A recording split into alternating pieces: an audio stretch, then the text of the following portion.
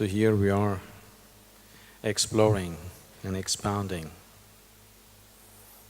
the glorious ways of Shiva. The only way you can grasp what's happening here in the next 7 days is the first part of Shiva's teaching was to Parvati, his wife. It was taught in a certain intimacy, in a certain closeness, certain lack of resistance from the other person. If you want to grasp this, you have to sit here like the Devi herself, otherwise that part of Shiva's ways will be totally out of reach. Shiva expounded various types of yogas, every kind. The most gentle and compassionate yoga, the most ruthless forms of yoga, both were expounded. Because with him, he has no qualms about anything. He has no morality, he has no right and wrong. For him, his body is just an instrument. Everything in the existence is just an instrument to ultimate realization. So depending upon the level of preparedness of the person who is sitting in front of him, accordingly he went. Shiva, the Adi Yogi,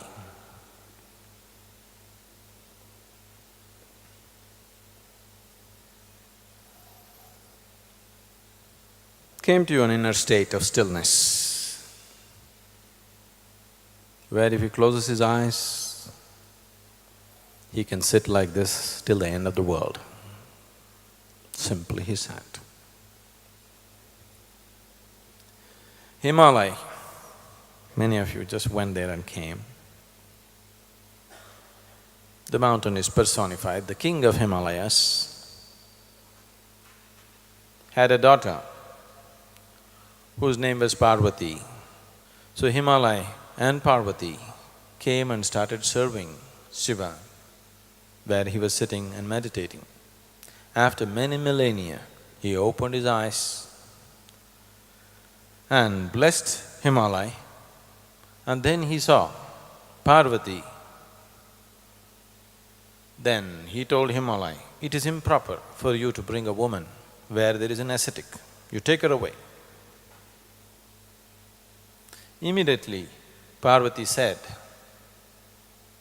why are you rejecting me? And who are you to reject me? You are the basic principle of the existence. These two are known as Purusha and Prakriti.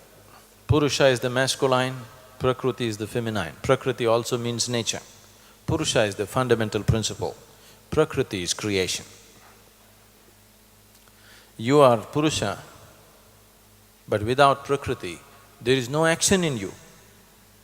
You are just inert. You cannot do anything by yourself unless there is Prakriti.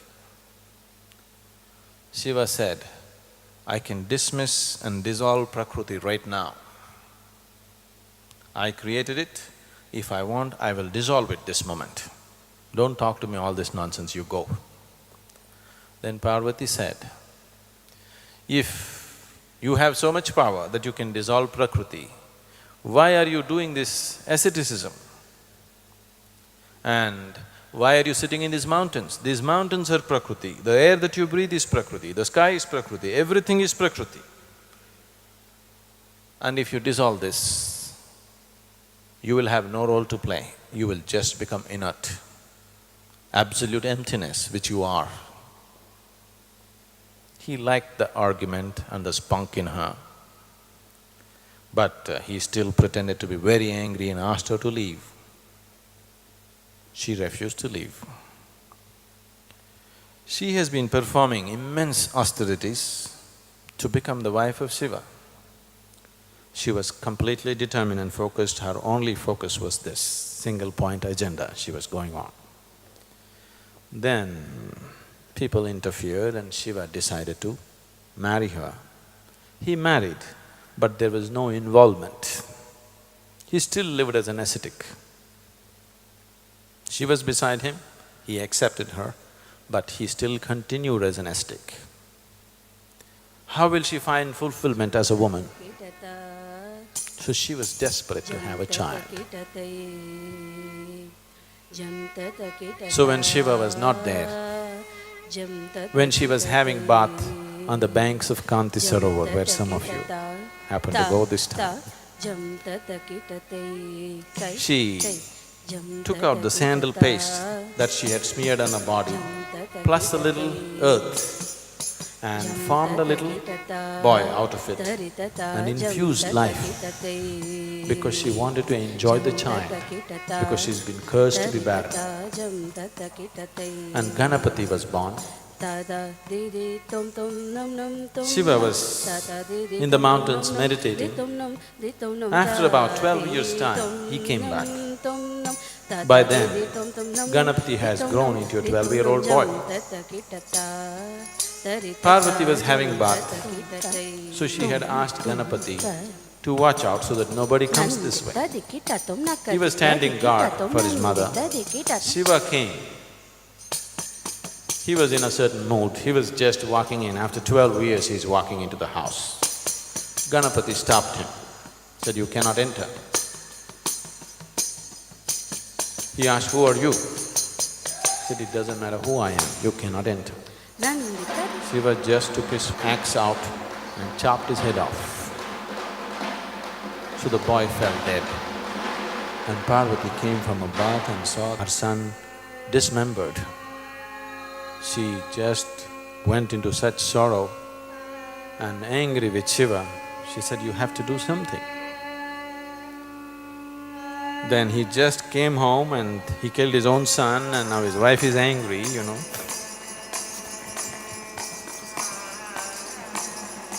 Lot of trouble. Then he sent out his ganas, "Go out into the mountains. The first animal that you see, behead the animal, bring the head. I will resurrect this boy once again." So the first animal they saw was a baby elephant. So they chopped the head of the elephant, brought it. Shiva brought him back to life with an elephant head. So you see Ganapati with an elephant head.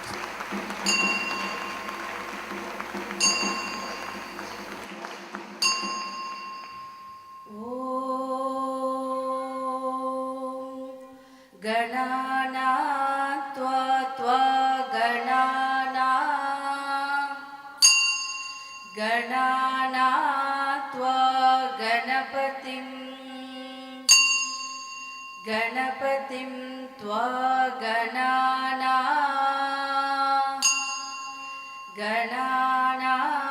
त्वा गणपतिं. And when he saw Parvati's plight, desperately trying to fulfill herself through normal processes of life, Shiva, out of his compassion, said, "This is not the way for fulfillment." And then the yoga started. He started teaching the methods of self-realization to Parvati, saying that having children, bearing children is not going to really lead you to fulfillment. Here is the way, and he opened up the possibility of yoga. When we say ways of yoga, we are looking at getting mastery over the fundamental processes of life, the very process of creation and dissolution.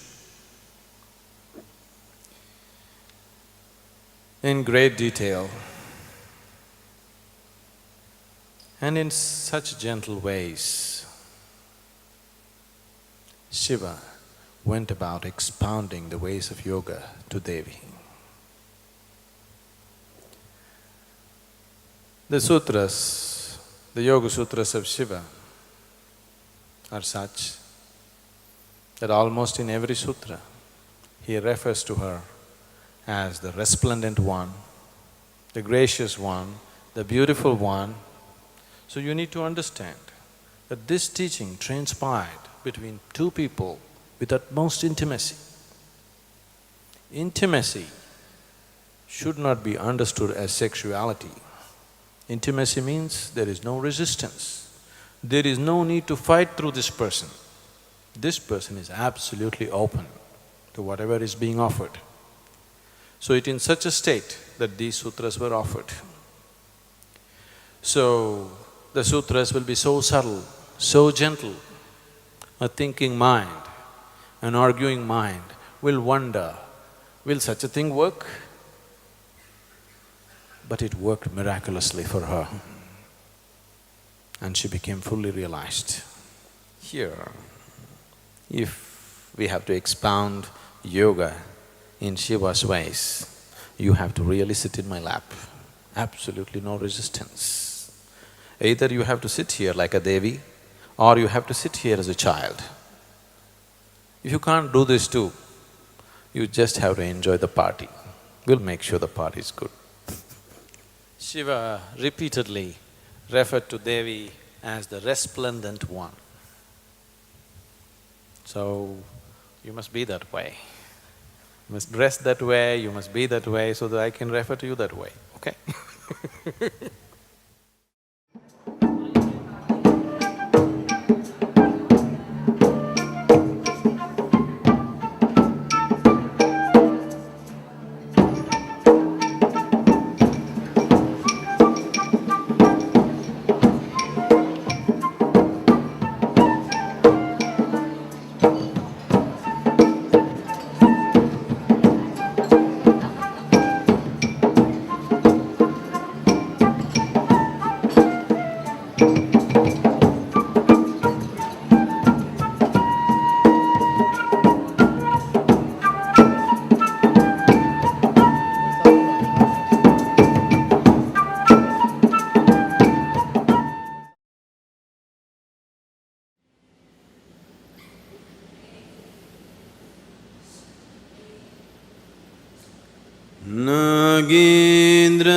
नागेन्द्रहाराय त्रिलोचनाय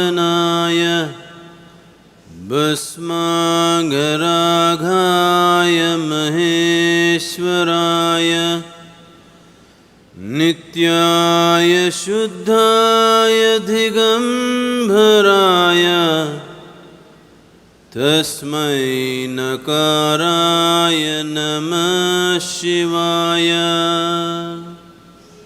तस्मै नकाराय नमः शिवाय।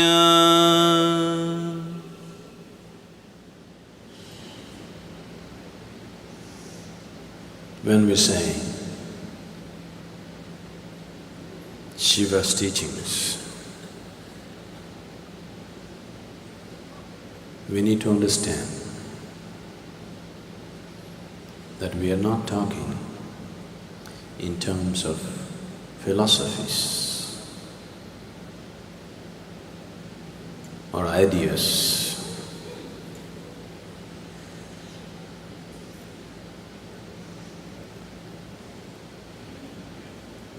These are purely methods. They're just methods to get a person moving from one state of consciousness to another. There is no teaching involved, there is no philosophy involved. Shiva is not a philosopher, he's a yogi. When I say he's not a philosopher,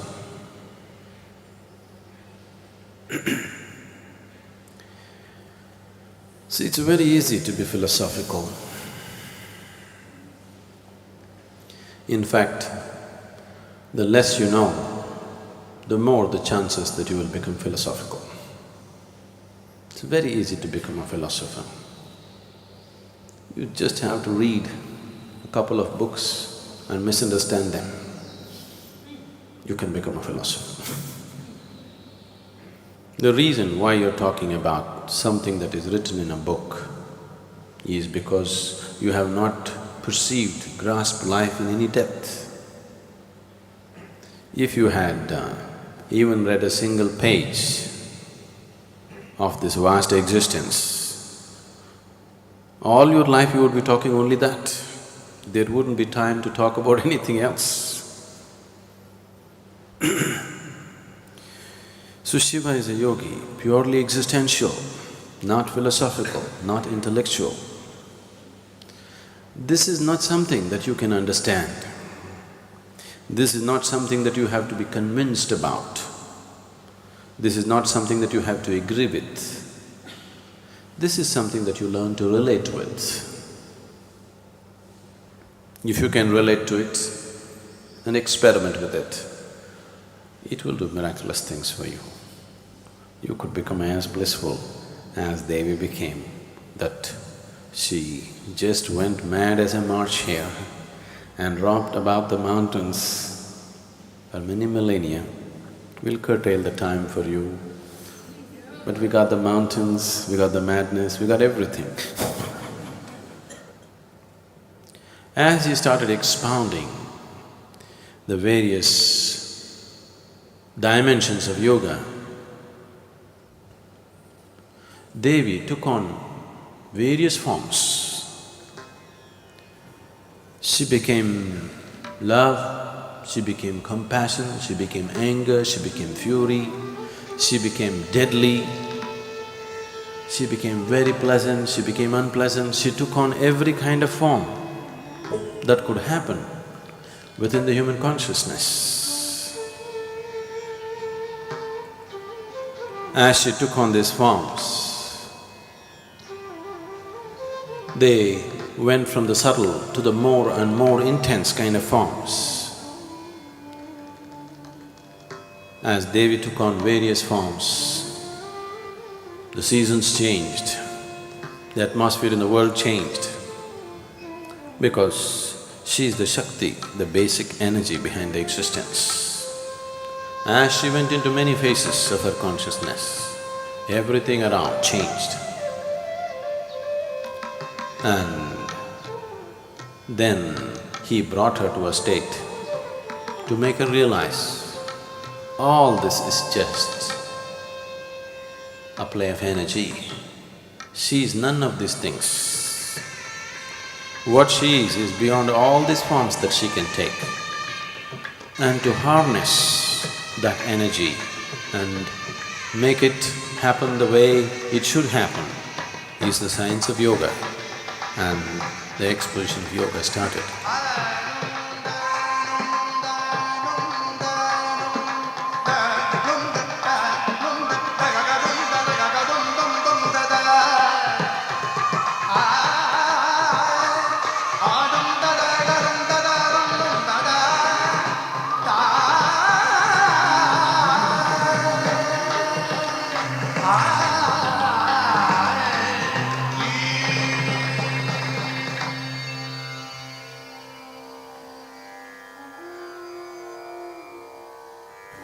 Shiva said, what you went through right now is just a play of your energy, this is not you.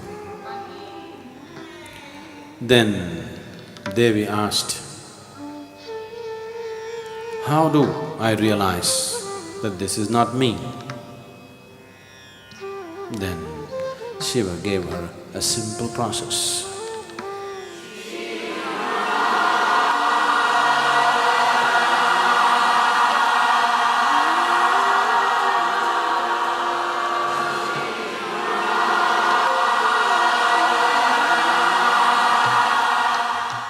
Sada vasantam, sada vasantam, sada vasantam.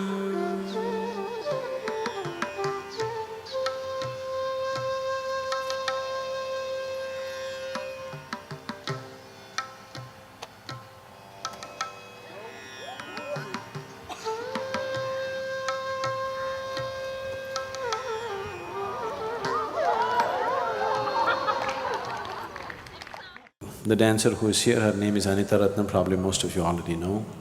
She is one of the foremost exponents of fusion kind of Bharatanatyam. She is internationally acclaimed artist. She's performed almost every part of the world. So, she will be doing the Nataraja. This is a part of the Indian temple culture, that is, the puja or the worship was not just verbal. So people learn to use their whole body as a form of worship. Many of you, you're practicing Surya Namaskar, which is a form of worship, using the entire body to get into your worshipful activity within you. Similarly, dance also was used as a form of worship and as a form of involvement.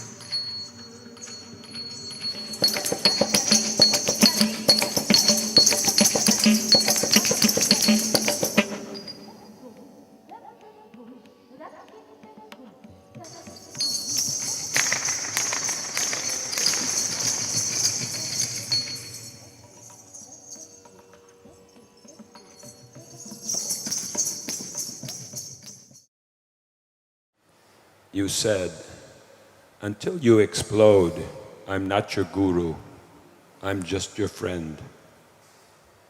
Now I'm troubled. I want a guru. I've got a few friends already, but I want a guru. So here I am to explode. Please explode me.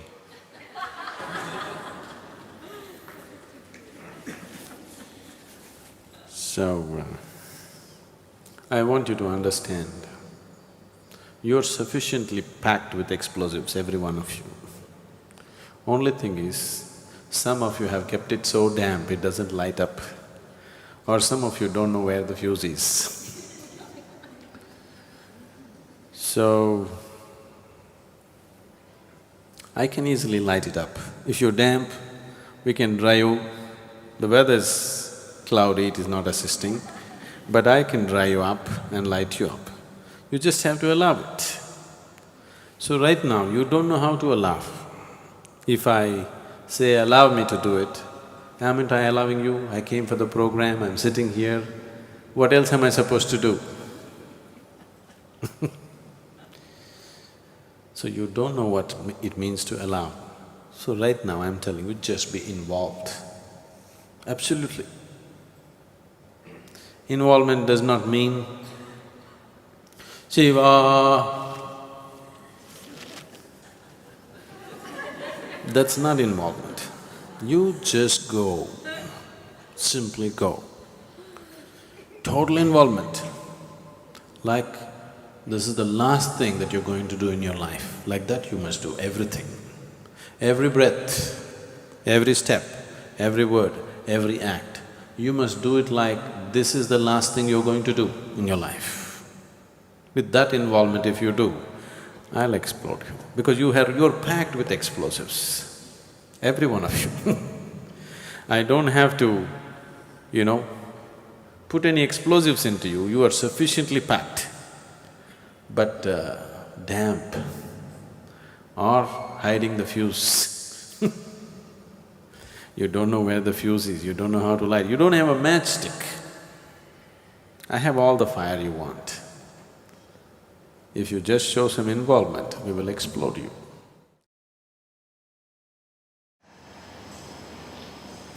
As the story goes, Brahma, as he often does, granted the boon of invincibility to Mahisha, a powerful, ambitious asura.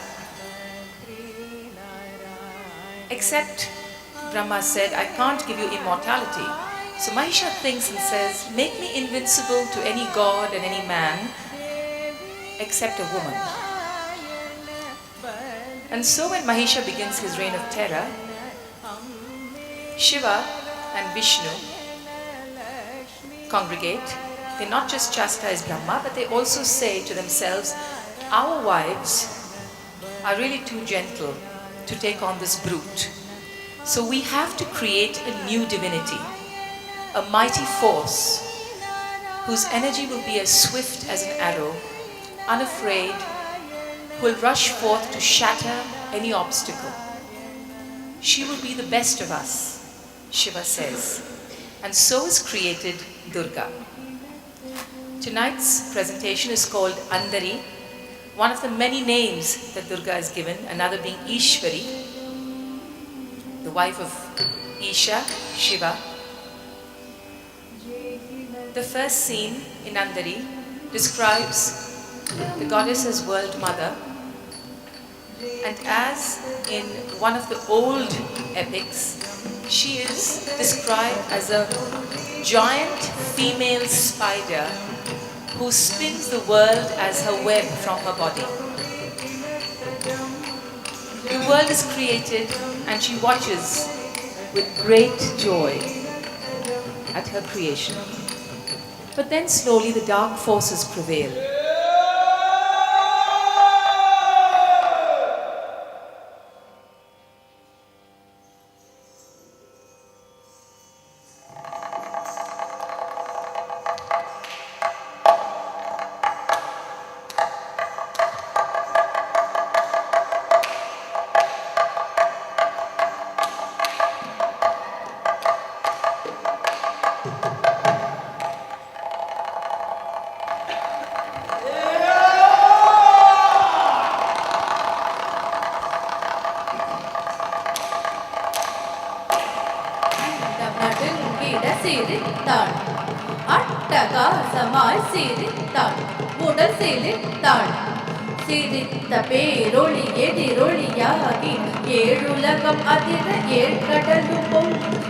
She is called upon to be reborn in a terrible, aggressive, powerful form as Durga.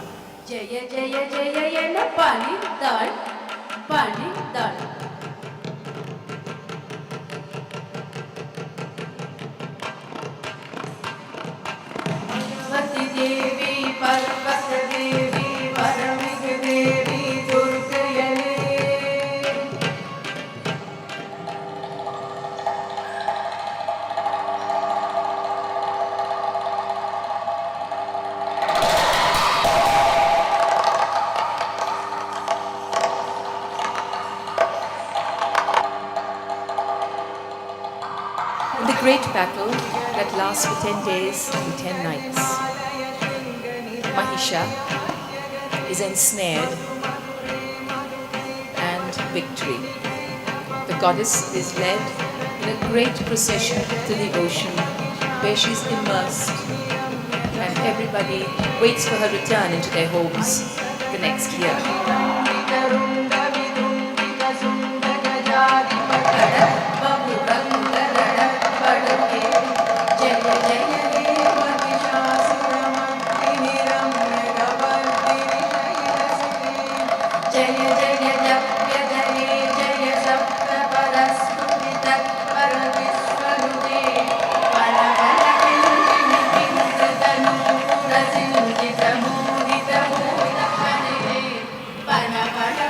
End of Andari, Durga is so disgusted with the greed of humanity that, like a female spider who not only spins a web but can consume it and destroy what she has created, she decides it's time to completely annihilate everything in order for the world to be created again. all that is remaining is a lamp which symbolizes hope. A pregnant woman in whose womb is an unborn female child that she carries and hangs around one ear like her earring to show her compassion.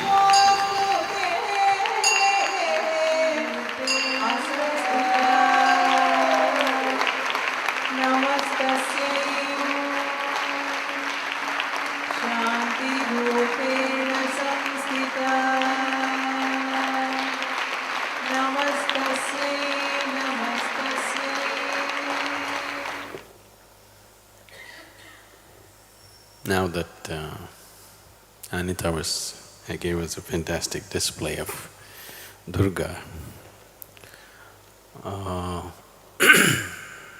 I think we should say something about Linga Bhairavi. A fiercer aspect of the Devi in the form of Linga Bhairavi will be consecrated here as a part of the Dhyanalinga temple. It will involve various aspects, it'll be a completely different kind of consecration and a different kind of space and energy. So, this temple will be coming at the southernmost corner of… southwestern corner of the main temple, the parikrama that's coming up. Maybe many of you will have the opportunity to witness the consecration. Sadhguru, I was just wondering that in the stories that you tell us about Kartikeya and the elephant god, or what is depicted in the dance, what is the spiritual message, or should we just hear it as a story, or there's something deeper? When Parvati… I'm telling you another story. When Parvati asked Shiva,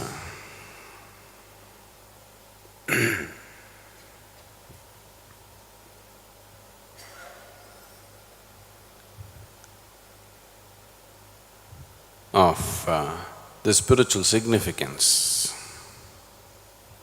of many of his actions, I can understand this, you're meditating, I can understand, okay, that is a spiritual thing. But now you're dancing, now you're hunting, now you're drinking, now you're smoking. What is the spiritual significance of all this? And you have all kinds of distorted and demented beings around you. What is the spiritual significance of all these people? I don't see any spirituality in them. Why do you have them around you? So Shiva said, there is nothing in the existence which is not spiritual. Everything is spiritual, unrealized. Now, all the methods that we're talking about, whether it is a story or a joke or a meditation or a process that we're doing, it is just to bring it into your awareness. What is it that you're clinging to? What is it that you have to… what is it that's obstructing you? You just have to look at those things. Don't try to understand where to go. You don't know where to go. What is it that is stopping you? You just have to understand the obstacles. Don't try to understand the root of life. Because it's not a dimension to be understood. But you can become that.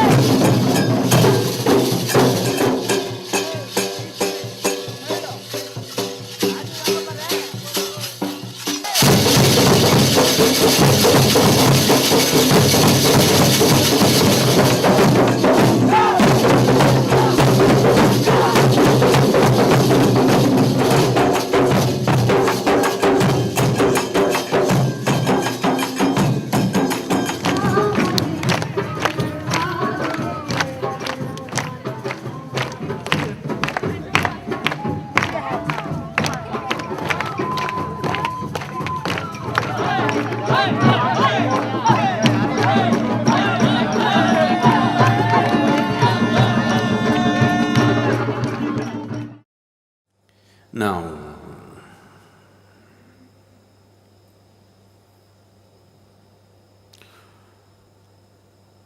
one important aspect of your life which doesn't allow you to live your life in total intensity, which doesn't allow this energy to burst forth with great exuberance is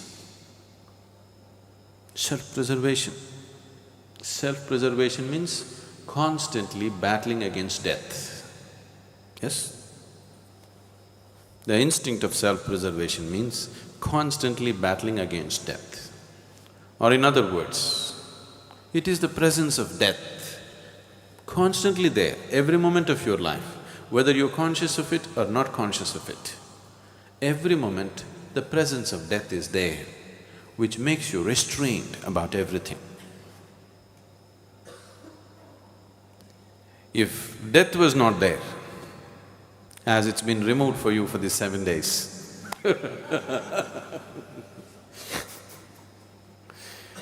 if death was not there, you would do so many things, isn't it? You wouldn't hesitate for anything. You would jump off the mountain if you felt like it. So, tomorrow, the whole day we will spend on death. I want you intensely involved with this. I am talking about it today so that you're prepared for it, you don't resist it. I have already given you the guarantee. 7 days, you're guaranteed. So, tomorrow you must make a huge effort to die. Keeping you alive is my business, okay?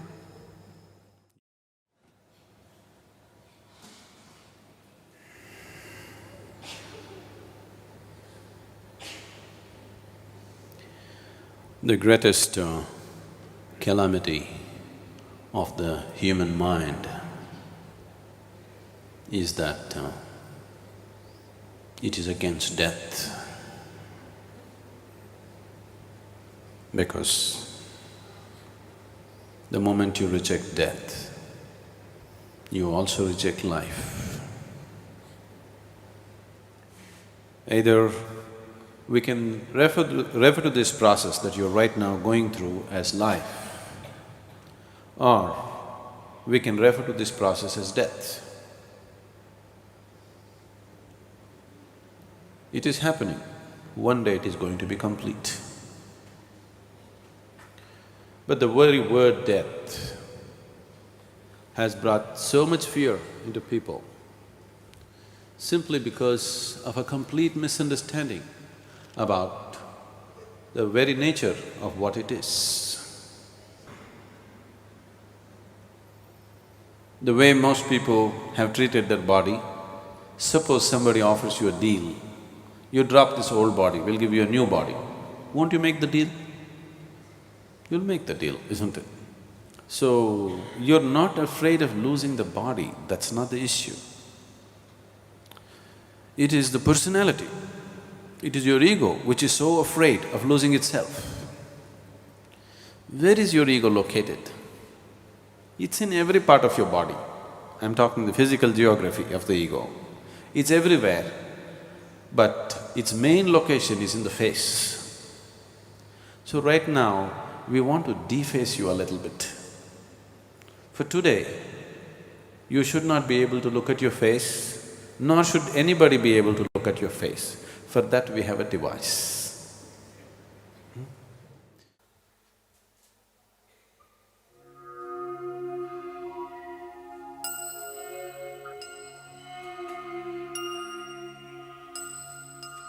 You should become faceless. Once your ego is not a problem, then you will see death is not a problem. It's very simple.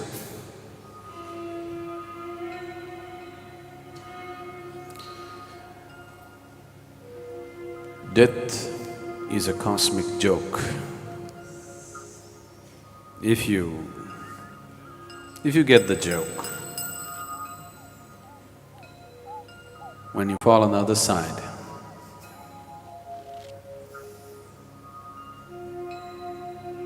it'll be wonderful. if you don't get the joke. If you're here, you fear the other side. When the other side comes, you just don't know what it's about. So today it's an attempt to bring you to an experience where you grasp the cosmic joke, where death becomes a laughing matter in your life. Here we will go through a certain process where you have the opportunity to go through the process of death, of course with the guarantee that I have already given you. So do not miss this opportunity, because now I am giving you the guarantee. You can die and you'll be back in a few minutes. So do not resist it, do not miss the opportunity. Once you know the relaxation of death, then life becomes an utterly effortless process. Death is the creation of the ignorant. Death is the creation of the unaware. If you're aware, it's life, life and life alone.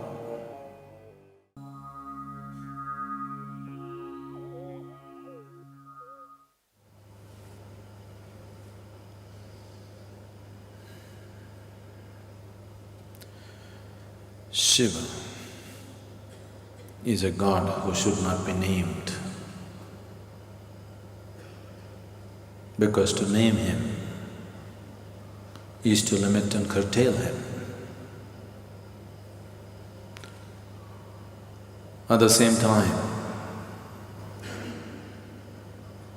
the sum of his many, many names also bring out the indescribable mystery of who he is, or indescribable mysteries of what this creation is. Of his various forms, Kala or Mahakala is an important, at the same time a fierce form. As Mahakala, he is the lord of time. As Kala Bhairava, he is the destroyer of time. When we talk about transcendence, when we talk about spirituality, yoga, we are seeing how to go beyond the limitations of time and space.